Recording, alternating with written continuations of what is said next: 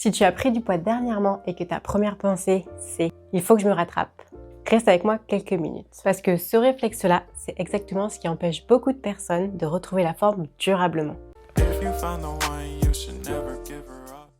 Aujourd'hui, je vais te partager 5 erreurs très courantes quand on veut perdre du poids durablement. Et surtout si dans ton cas, tu as pris du poids en peu de temps. Notamment peut-être juste après la période des fêtes de fin d'année. Et surtout, je vais te dire également quoi faire à la place, sans pression ni extrême. Donc la première erreur que je vois très souvent, c'est manger le moins possible, en pensant perdre du poids rapidement. Alors oui, pendant un temps, tu vas perdre du poids très rapidement, mais ce ne sera pas viable sur le long terme.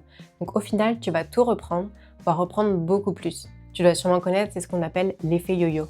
En fait, en mangeant moins de façon drastique, en supprimant les glucides ou en suivant un nouveau régime à la mode, tu affames ton corps, tu te mets en mode restriction et c'est bien connu que les restrictions cognitives avec la nourriture amènent souvent à des compulsions alimentaires après. Donc en fait, ton corps malnutri va chercher à se remplir de nourriture, à se remplir en énergie. Donc c'est pourquoi toi, au niveau du comportement, en fait, ça va se traduire en tu vas manger tout ce qui va te passer ou tu auras extrêmement envie de sucré, par exemple. La deuxième chose à ne pas faire, c'est du cardio à outrance. Et ça, je sais qu'on est beaucoup à être passé par là ou à y passer toujours. On pense souvent que le cardio, c'est la solution pour perdre du poids, pour rester fine. Mais sache que le cardio va certes entraîner ton cœur, donc c'est un très bon exercice en soi, mais ça ne va pas entraîner tes muscles. Tu ne vas pas forcément renforcer tes muscles. Donc en fait, tu vas perdre du poids, tu vas perdre de l'eau, tu vas perdre de la masse, tu vas perdre aussi du muscle. Donc tu seras peut-être certes fine, mais tu seras finalement pas tonique. Et bien souvent, ce n'est pas ce que tu recherches. Aussi, le fait de faire du cardio à outrance, en fait, tu associes le sport avec une obligation, une nécessité, une contrainte pour perdre du poids. Faire du sport juste pour atteindre un but esthétique, alors que le sport, c'est bien plus que ça, c'est censé t'apporter du plaisir, du loisir, de l'épanouissement. Et que se buter au cardio juste parce qu'on n'aime pas son corps, ou parce qu'on pense pouvoir le changer de cette manière, bien souvent ça démotive, tu risques d'abandonner le sport et tu vas foncer droit dans le mur. La troisième erreur très fréquente, c'est de scruter la balance. Tu te pèses peut-être tous les jours, tous les 2 jours, voire même toutes les semaines, c'est beaucoup trop. Et c'est surtout inutile. Sache que le poids varie chaque jour, avec ce que tu as mangé la veille, avec ton cycle hormonal, avec ta digestion. Donc le poids est un indicateur, mais le scruter chaque jour ne sert à rien et n'indique pas si tu as vraiment pris du poids hier parce que tu as mangé un chocolat supplémentaire que d'habitude. Tu ne prends pas du gras en une nuit. Scruter la balance, ça va juste te donner une obsession sur ton poids, sur un chiffre qui n'est pas forcément très révélateur. En tout cas, utilisé tout seul. La quatrième erreur, c'est culpabiliser. Culpabiliser de comment on a agi avant, de pourquoi on a pris du poids, du poids actuel que l'on a et sur lequel nous ne sommes pas satisfaites. La culpabilité, c'est une émotion négative, je ne t'apprends rien, mais ça va te véhiculer une motivation qui n'est pas très durable sur le long terme, si tu veux te remettre en forme et perdre du poids durablement et sainement. Culpabiliser, bien sûr, c'est ok, ça fait partie de la nature humaine. Si tu ressens aujourd'hui de la culpabilité, je te renvoie sur une de mes vidéos que j'ai postée récemment, justement à ce sujet, d'où elle vient et comment l'apprivoiser et se sentir mieux avec soi. La cinquième et dernière erreur, c'est s'inscrire en salle de sport sur un coup de tête. Et sache que c'est comme ça que les salles de sport gagnent leur vie. Ils savent très bien qu'une proportion de leurs clients ne reviendront jamais, ou en tout cas très rarement. Par contre, je ne connais pas le pourcentage, donc si tu le sais, dis-le moi dans les commentaires. Mais c'est pas parce que tu t'inscris en salle de sport que la motivation va venir, que tu auras suffisamment de motivation pour aller à la salle, pour t'entraîner efficacement à la salle.